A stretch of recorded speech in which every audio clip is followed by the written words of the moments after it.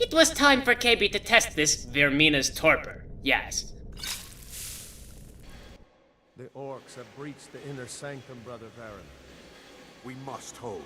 We can't allow the skull to fall into their hands. But no more than a handful of us remain, brother. Then we have no choice. The miasma must be released. The miasma? But brother... We have no alternative. It's the will of Vaermina. And what about you, Brother Casimir? Are you prepared to serve the will of Vaermina? Brother Casimir will do this thing as you request, yes. Then it's decided. Brother Casimir, you must activate the barrier and release the miasma. Let nothing stop you. Brother Thorin, we must remain here and guard this skull with our lives if necessary. Agreed to the death. Then let it be done. Yes, Sirrah. The experience of the torpor was vastly different than Kaybe envisioned, yes. Though she felt vaguely in control, there was a sense of uneasiness. Kaybe was queasy, yes. She also felt the distinct lack of weight around her chest and thighs, and there was suspicion she might have the penis. Kaybe could sense that her pockets were deeper than normal.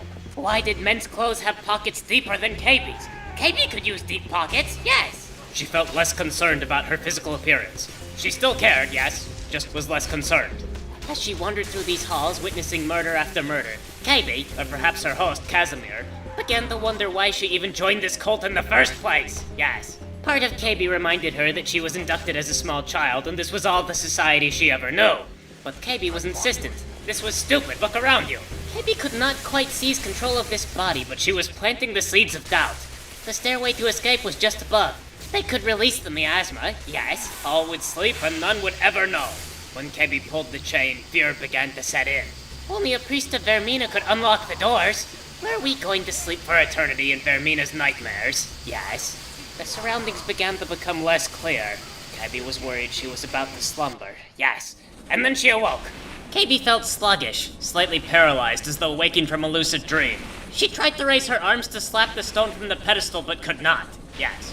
It was either Eradur waiting outside or the hooded cloak of death. Kaybe was not sure. She continued to stumble around in a daze until the fog cleared and Kaybe regained control of her arms. Eradur, Kaybe feels like she has cotton between her teeth, yes. It worked. Mara be praised. You vanished after drinking the torpor and materialized on the other side. I've never seen anything quite like it. It was a great deal less exciting than as you described, yes. But Kaybe supposes it worked. After what you just experienced, you are not amazed? I'm at a loss for words. Let us continue on, Eradur. This is not important. Indeed. My reverence for Vaermina's machinations should not take precedence over our mission. My apologies. The inner sanctum lies ahead. We must reach the skull and put an end to Dawnstar's troubles. Lead on, my friend. Come. We must get to the skull and destroy it. Kaybe really thought the torpor would be something fantastical, yes. All it was is she had arguments with the man's brain as he ran down the hallway. Further within the temple, Kaybe discovered very powerful orcish warriors. However, the sleep had made their brains soft, and Kaybe was able to defeat them by taking refuge upon a tall cabinet, yes. After a great deal of fire and climbing tall places, Eradur and Kaybe had cleared most of the temple. All that remained was the final chamber with the skull of corruption inside, and Eradur was in great hurry to reach that room. Kaybe had to admit she was also rather excited. Okay, Eradur, we must be very sneakful, like the Khajiit. We will pounce upon them. Wait. Baron, Thorin, you're alive. Eradur, No thanks to you, Casimir. this is not sneakful. I no longer use that name. I'm Eradur, priest of Mara. You're a traitor. You left us to die and then ran before the miasma took you. No, I was scared. I wasn't ready to sleep. Enough of your lies. I can't allow you to destroy the skull, priest of Mara. Then you leave me no choice. We could have had the element of surprise, you asshole! Yes! What made you think these ones would be friendly if the 20 before wanted to kill us? Okay, Eradur, you take the one with the mace, Kaybe will take the one with the ball. You are no match for Kaybe, Bald One. Kaybe has been awake for more than 20 minutes and you are likely drowsy. Yes. Okay, stop with the lightning, please. Yes. Kaybe would appreciate if you would resort only to hand-to-hand combat. Kaybe says stop! See? If you do the magic, Kaybe will just spell you and you will be stunned. There you go, that's not so hard. Ouch! Okay, do not hit Kaybe so hard.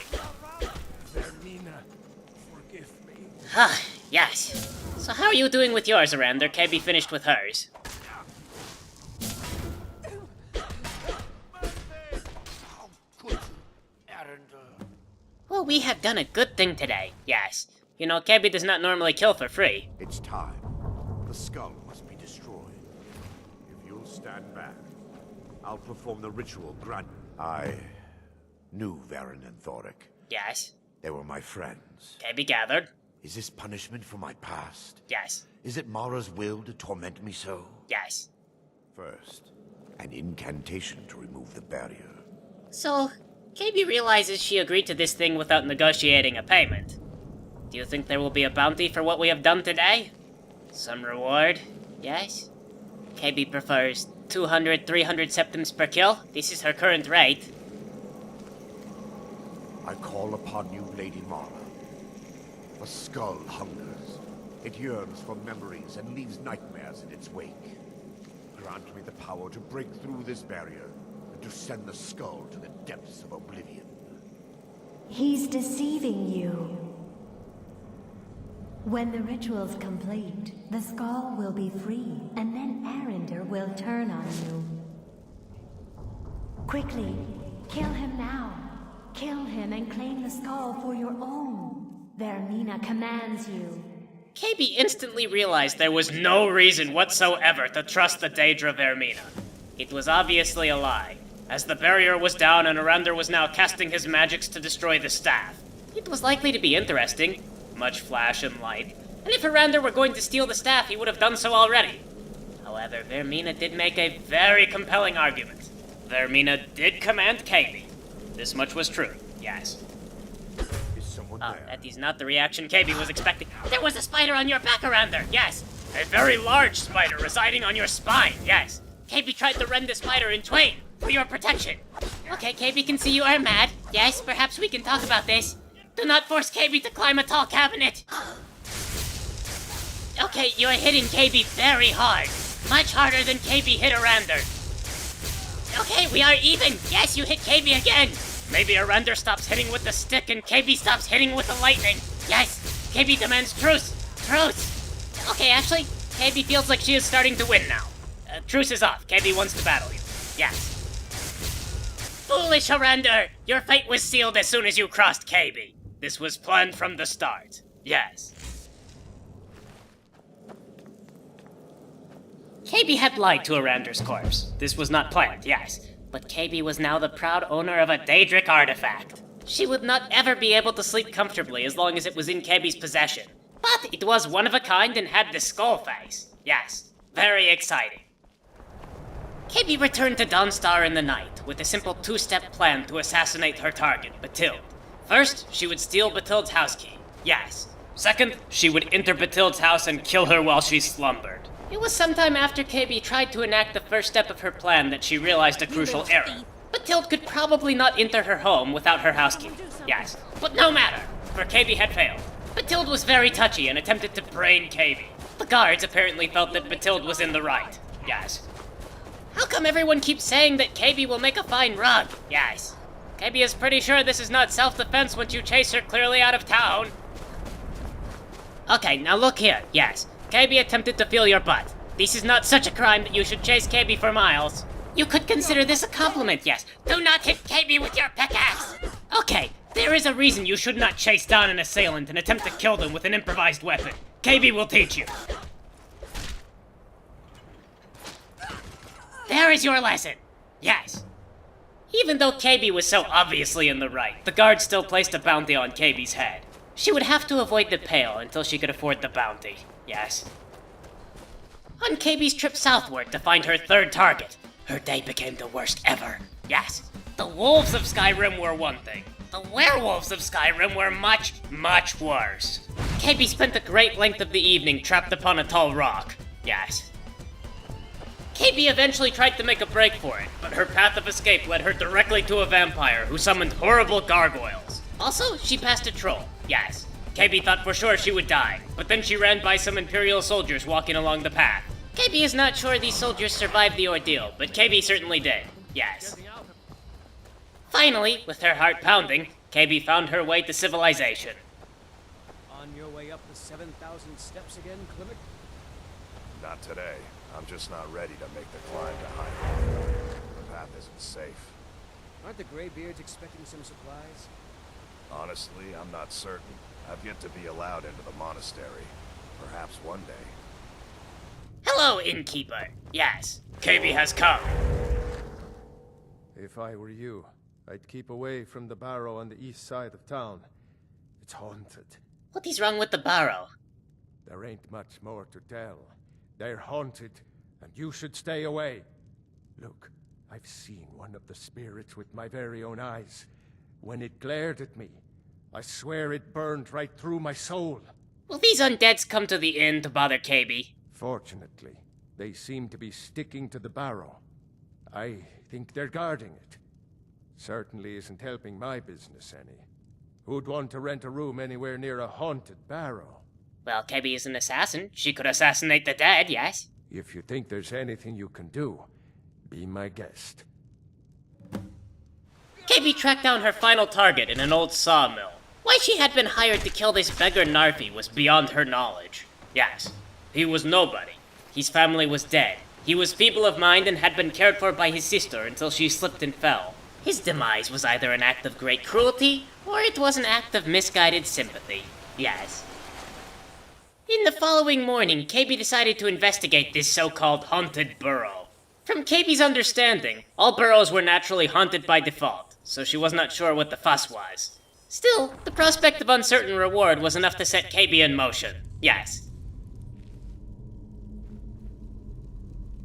Leave this place. Leave this place. You leave this place. Leave. You leave. Leave. You leave. Leave. You leave. Yes. Aside from the one at the entrance, there were not many ghosts, yes. Mostly lots of nefarious traps. However, Kaybe did find her ghost at the end of the tunnel, yes, and he was conspicuously punchable. Kaybe found the journal of this supposed ghost, and it turned out it was a man in disguise, yes. He was a tomb robber. His real name was Wendelius, but on the streets he was called Doobie Skoo. His plan was doomed to failure, for if Kaybe had not killed him, the villagers would have burned down the burrow eventually out of fear. Kaybe killed your ghost, yes. Let me see that. I can't believe this. It was all just a fabrication of this Wendelius character. I can't believe we were so stupid. Well, least I can do is give you something for taking care of him. If you won't accept it as a payment, consider it a gift. So you just keep this sapphire key to the burrow around your bar? Okay, yes. If you're headed up... Having been given this key by the innkeep, Kaybe was able to return to the burrow and explore further in, yes. The place was crawling with numerous deadly traps, and the living dead. Draugrs, zombies who guarded the burrows. Why a singular moody ghost was more terrifying than these Draugrs to the local townspeople, Kaybe will never know. Though Kaybe was able to make a respectable distance inside this burrow, eventually she came upon a room filled with coffins and graves. Kaybe knew where this was headed. Deciding she did not wish to be ambushed by an army of the undead, Kaybe departed from this place and set back on track. She had a mission for the Jarl, yes.